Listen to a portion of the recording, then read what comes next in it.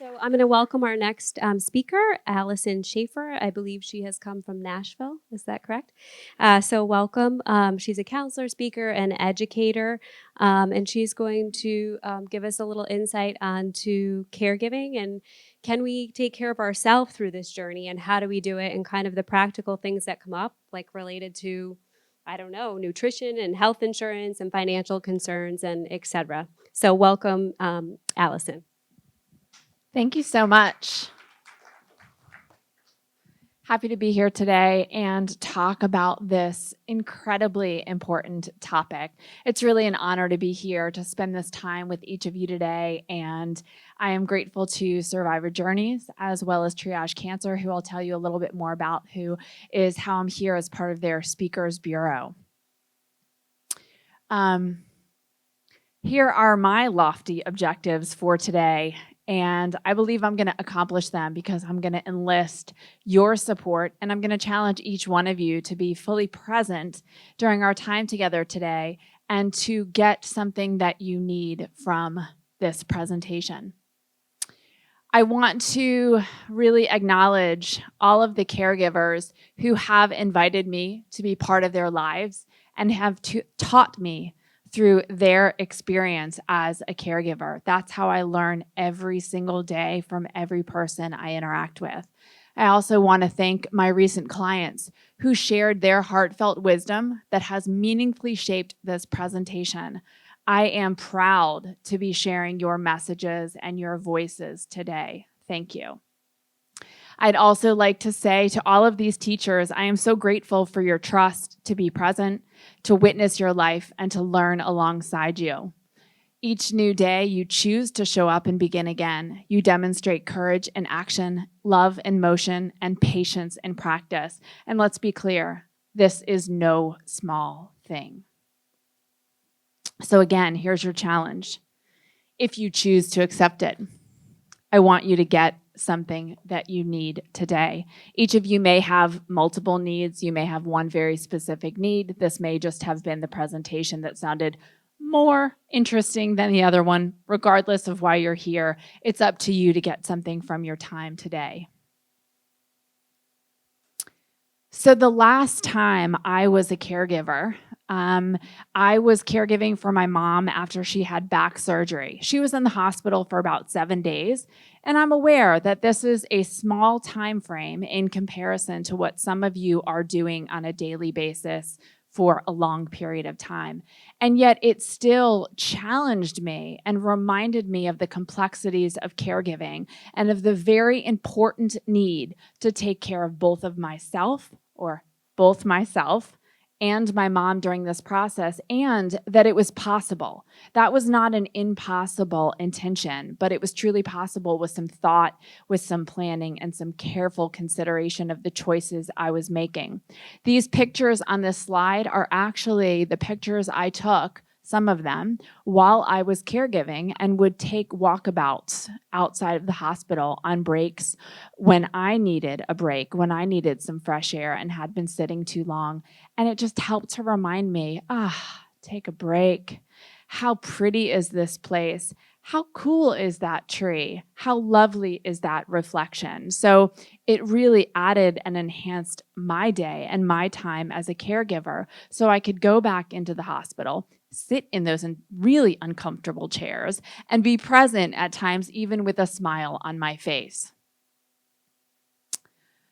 Preparing for what's ahead. So one of the clients I work with who is receiving active treatment and care from her extended family says to each of you today, bless you and brace yourself for uncertainty, for information overload, for emotional ups and downs, but also be ready to enjoy the little victories and openly celebrate any progress. Recovery comes in small increments. Gonna go, I got you laughing. You're paying attention. I like that. Thank you. I do also want to say that part of what I want to do today is also speak to each of you individually. You're not going to hear a whole lot of statistics in this presentation. And for some people, it may be really helpful. this percentage of caregivers experiences depression. This percentage of people has long-term health issues as a result of caregiving. That can be important for some people. To be honest, that's not necessarily my style. I want to speak to you as an individual, from my heart to your heart, to encourage you and to also empower you in the choices that you make, to elevate your experience as a caregiver, to maybe have a little bit of fun while you do it.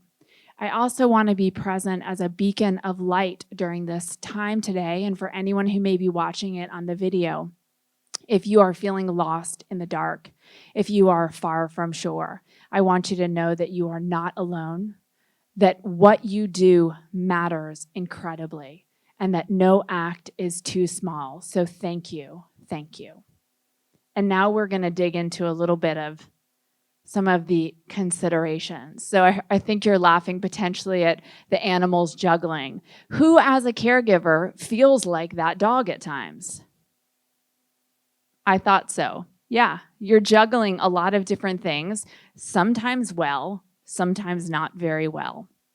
So there are a number of caregiving challenges. And the reason I say potential is some of these may not be the things that you're experiencing as a caregiver. If it's not, no problem. And if it is, no problem. You've got the potential to make some choices. So it's a pretty extensive list. It's pretty overwhelming at times. Being a caregiver can be incredibly daunting, but that's not only the thing that I want to focus on today. I do want to validate your experience. I want to say, yes, it's complicated. Yes, it's challenging at times. Yes, it might mean that you're making the choice between one bad decision and one worse decision, or one bad choice and one worse choice, and you have to decide. But there are some times that it can be incredibly amazing and rewarding. And so I don't want to miss the opportunity to highlight that during our time today.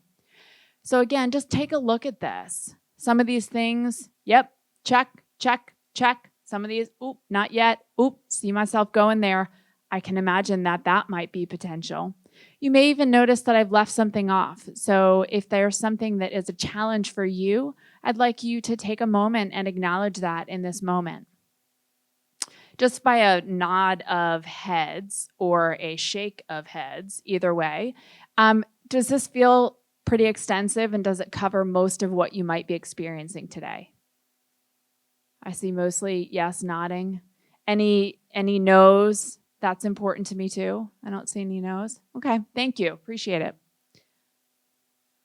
I also want to talk about the benefits of caregiving. Like I said, yeah, it's hard, but it can also be pretty rewarding and create a whole lot of growth as a result of the stretch, of the growth edges, and of the uncomfortable moments. So let's really highlight the benefits. You may build strengths. You may learn new skills. Wow, I didn't know that I could cook that meal. I didn't know that I could tolerate some of the medical visits or to see the blood, but I did real good today. You may personally experience some of your own emotional healing. You may be able to recognize and experience joy in the midst of pain and suffering. You might develop creative problem solving, which comes in handy in life these days. You may strengthen your own personal resilience, create stronger community because you learn to ask for and receive help, because you need to rely on others, because you cannot and don't need to do this alone. You also may have some opportunities for quality time and memory making with the person that you're providing care to. There can be some really beautiful and wonderful moments that happen in the middle of the chemo infusion room. I had this one couple I was working with years ago, and they were struggling to find some couple time. And I said, listen, I want you to have a date in the chemo room. And they were like, what? Really? Yeah, pull the curtain, pick a movie, bring snacks, create the atmosphere and the connection that you want or need to have with each other. They did it. They felt a little weird about it, but they did it. And I'm so proud of them because it created a really important opportunity and memory for them to have together.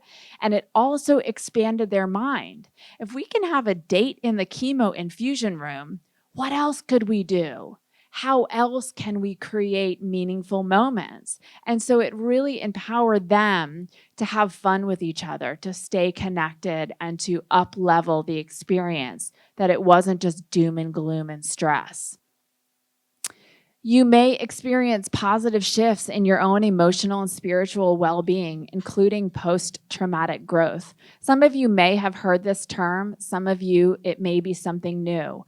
Post-traumatic growth is a term that's more and more tended to in recent years, as well as in the research and the literature, which shows you can actually have meaningful growth and impact in your lives as a result and after traumatic experiences. So some people have kind of an upsurge in their quality of life after a cancer diagnosis or a life-altering event, and it's confusing to them. Wow, my life's really awesome. I didn't see this coming. And it can be post-traumatic growth. Doesn't mean everyone experiences it, but for you, as part of your caregiving, you may have some of this. And you also have the opportunity to positively impact the lives of people in your family and your community. You have the opportunity to impact the lives of strangers. Simply a smile, simply making eye contact. Hi, how are you? That can make a difference, and it can also create a new perspective and shift of perspective in yourself that makes a difference in your morning or your day as well. And if you string enough of those moments together, it changes things dramatically and usually for the better. This quote, I just want to highlight, no act is ever too small. We often really minimize and discount that the small acts can have significant impact. And as a caregiver, I want to hand you back, small moments matter too. So take that as your challenge. Small moments, small acts matter. All right, so let's talk about when caregiving feels hard for an extended period of time. It can often lead to stress. How many of you have experienced stress as a result of being a caregiver? Yeah. Welcome to the club. And it can also, over time, lead to burnout, which is what we are trying to avoid. But here are some of the things, and I want you to take a moment to notice how many of these signs may you currently be experiencing. This is an opportunity for you to do a little bit of a check-in. Where am I at? How far along am I? How close am I to stress? How much closer am I to burnout, or how far away am I? Here's an opportunity to praise yourself. If you're doing a great job, take that moment to congratulate yourself. But these things are important. You may be afraid. You may have your own illness, tearfulness. You may not be motivated. I can't get up in the morning. It's just really hard. I just don't want to do anything. I just want to pull the sheets back over my head and stay there all day. Decreased self-care.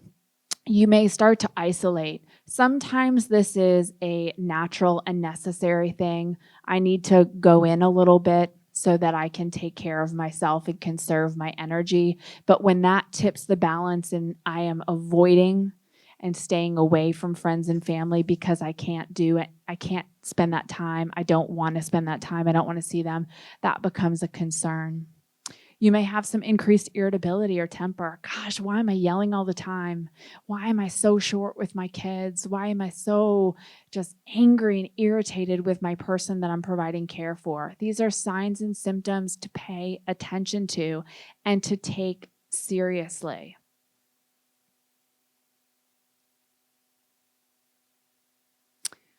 And there are consequences. There are consequences to prolonged periods of stress that might have some pretty significant impact. So this list Increased physical health issues, depression, anxiety, or other mental health issues. And if you are a caregiver that has a history of mental health issues, you may be at risk for increased mental health issues or for an activation of your mental health symptoms while you are a caregiver. So it's important to pay attention and to just be on the lookout for what might be presenting itself.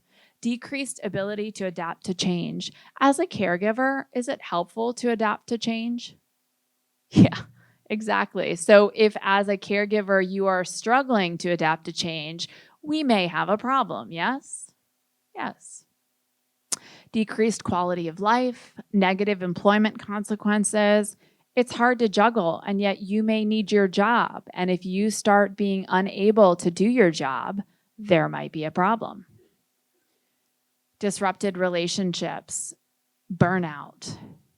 Super important. These consequences are not guaranteed to be your experience. I did not prescribe these, okay? Nope.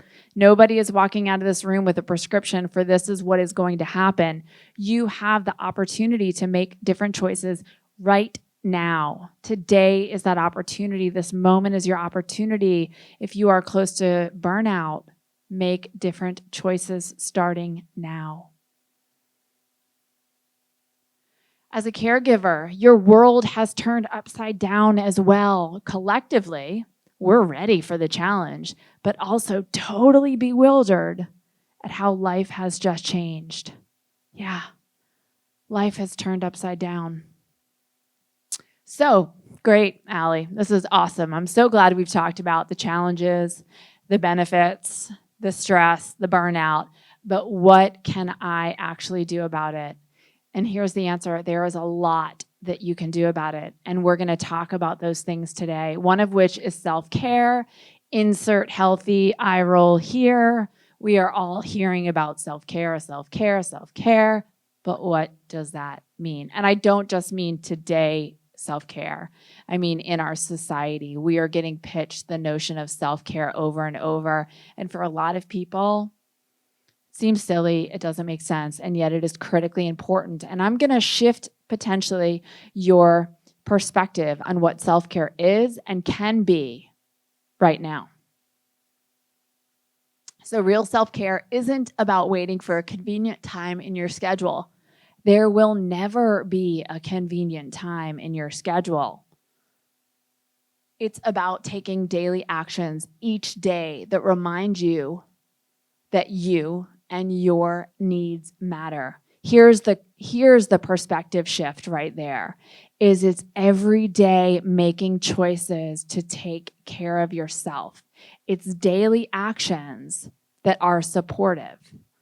It's things that you can incorporate in your everyday life that help support you. I'm not piling onto your to-do list. I am trying to refine your to-do list to be in service of what you actually need as a caregiver and as a human. Let's be clear. All these things are applicable as a human too. So you are worthy of care, and you get to be that person for yourself every single day. There's the key. Every single day, you have to be willing to say, I matter in the context of this conversation. Waiting for somebody else to give you permission to do this, you might be waiting a while. So start with yourself. I matter. I choose me as well. Okay, so self-care can be really challenging to accept. There are some barriers. There's our own stuff that gets in the way. Here is some of our stuff. Guilt. How many people have experienced guilt as a caregiver? Yeah, a lot of hands. I should be able to do this. What happens if something happens if I step away? If I ask for help, I'm too emotional, I'm too needy. What does that say about me? How could I possibly go to the movies and enjoy it when my loved one is sitting at home? That just feels wrong. That feels awful, right? These are the things that you've probably said to yourself on more than one occasion that is creating a barrier between you and the help that might make a meaningful difference, not only to yourself, but to the person that you're caring for and every other person that you're coming into contact with. So take a moment and just think about, what are your personal barriers? It's important to identify those, because when you identify them, you can dismantle them. I don't have the time. Not true. You do have the time. So here are some self-care strategies. I've listed a lot, and there's probably way more, but I think it's a great place to begin. I also want to remind you that some of the things on the list are basic daily things that you can do. That, remember that perspective shift I gave you. This is not about adding to the to-do list. It's about making sure that you're hydrated, making sure that you're eating well, that you're getting proper sleep, that you're moving your body. Some days those are the only self-care things that you can do, and it is enough. There are some other things based on our current just way of the world. Managing social media usage is incredibly important, and people don't always think about that as a self-care technique. They pick up their phone, they start scrolling. Put it down. Change your feed. Curate your feed differently. If you need to see beautiful images that uplift you, do that. That is self-care. So it's really important to think about ways of doing it differently. Adjust exposure to current events and news. If every night you turn on the TV and it just raises your blood pressure, turn it off for right now. You can make different choices as you go. Hopefully this gave you a couple of ideas to implement for yourself. Naps. I love a good nap. That's one of my favorite self-care techniques. One summer, during an intensely big season of transition, I made it my goal to become the queen of naps, to perfect the art of napping. It's fantastic. I recommend everybody do that, if naps are your thing.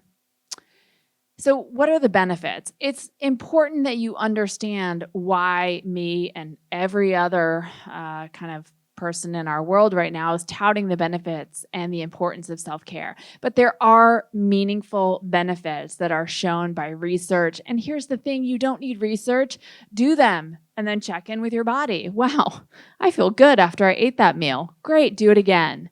I took a walk. Ooh, that feels lovely. Great, more of that, right? So you don't need research to prove what you can know by checking in with your body. But there are a lot of important self-care benefits.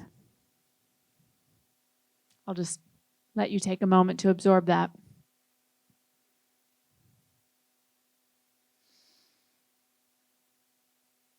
And it's also really important to say, so here is your permission moment. It is okay to have bad days. It's not always smooth sailing. Some days are going to be hard, and no matter how much positive self-talk, reframing, or self-care strategies you utilize, it's okay to allow yourself to have these days. It's okay to say, I don't know, or I'm scared too. It's okay to not be okay. And with this, it's also important for me to acknowledge, if you start to have more and more of those days in which you are not okay, which you are having a difficult time adjusting to changes, if you are having a difficult time coping, if you are starting to have symptoms or stressors that are feeling no longer tolerable or manageable to you, it may be time to consider professional help. There is a lot of value as a caregiver, as a human, of asking for and receiving professional help that can provide a meaningful impact. I also noted that it is often short term. Sometimes you need someone to talk to, you need to learn a couple of coping mechanisms, you need to get some perspective, and then you need to move on. No problem. But professional support can be incredibly important and a normal and natural part of your care team. All right, take home game changers. Here's some of the tips that I'm going to move through as we wrap. These are the things that I'm going to hand to you that I want to say, please, please take at least one of these. Let this be a game changer to how you show up as a caregiver. Take up space in your life. Please, caregivers, if you hear nothing else today, I want you to take up space in your life. It is not being selfish. It just is important. I don't even know any other ways to say it. It is important that you take up space. Too often I see caregivers get real small and they think about everybody else and they don't want to have needs. Take up space. You matter. It is important. Taking up space, getting your needs met will likely lead to less resentment, overall well-being, and a host of other things that I know you want in your life and you are deserving of. So please take up space. Replace either or with both and. So many caregivers approach the situation as either or. Either I get my needs met or I take care of my loved one. No, I want you to throw that out, kick it to the curb. A different way to consider it is both and. I can get my needs met and we can both have what we need. It's an important distinction. It's a game changer when you start to consider that both people can get their needs met. It just may involve some communication and some careful planning and reprioritization, but it is possible. Tune into beauty and kindness. So when I was caregiving for my mom, she was in the hospital over Thanksgiving. It is my favorite holiday. I love Thanksgiving food. So I was really sad that I wasn't going to get to have home-cooked Thanksgiving meal.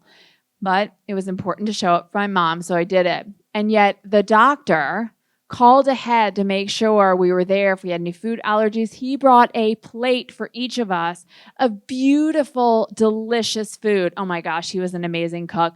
And the kindness of that moment that he thought about it and thought about us, those are the acts of kindness and beauty that you can tune into if you're looking for them, if you're willing to see them. Identify your priorities. This is big. If you don't know your priorities, it's hard to make decisions that support them. So check in with your priorities to know what you need so that you can make those decisions that help to support your time, energy, and resources for the things that matter to you. Not to me, not to the physician, not to the checkout person in the grocery store, but to you. Stay connected to yourself and your needs. Keep checking in. What do I need right now? What would be helpful? What can I do to support myself right now? Celebrate the milestones and the ordinary moments. This is fun. Don't wait until after it's over to celebrate. Celebrate all the while because life is still happening. Even in the hardest times, sometimes you can still laugh at those. And so celebrate the milestones and the ordinary moments because they can also give you something to connect back to when the times don't feel so easy or light. Hope.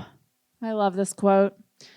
One of my clients said, the only advice that I can think to give a caregiver is to never give up hope. And hope looks and means different things at different times. So I want to also encourage you to broaden your definition of hope.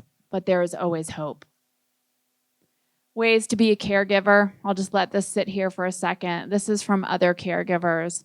It can be a lot simpler than you think to be a caregiver. So sometimes it's about releasing and reducing your own personal expectations of caregiving. Be present.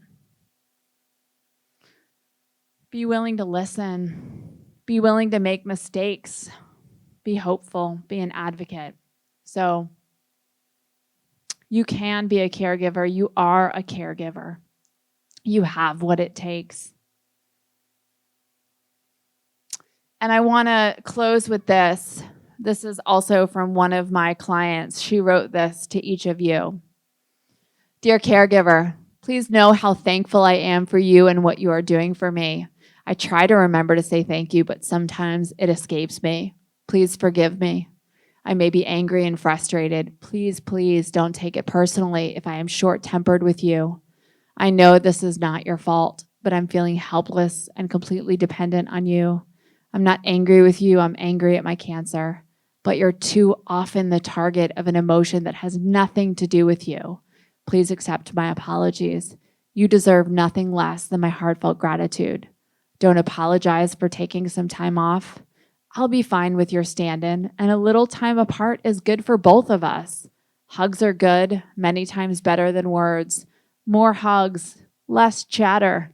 I feel like that's a bumper sticker. Please remember, dear caregiver, that I love you. I couldn't do this without you. That was a quick and awful segue. I apologize for that. But I just want to tell you real briefly about Triage Cancer, who's a phenomenal resource available to each of you and has a lot of information. And I work with them as part of their Speakers Bureau. And so I just wanted to share a little bit of information. You can find them online on all the social medias. They have phenomenal resources and programs.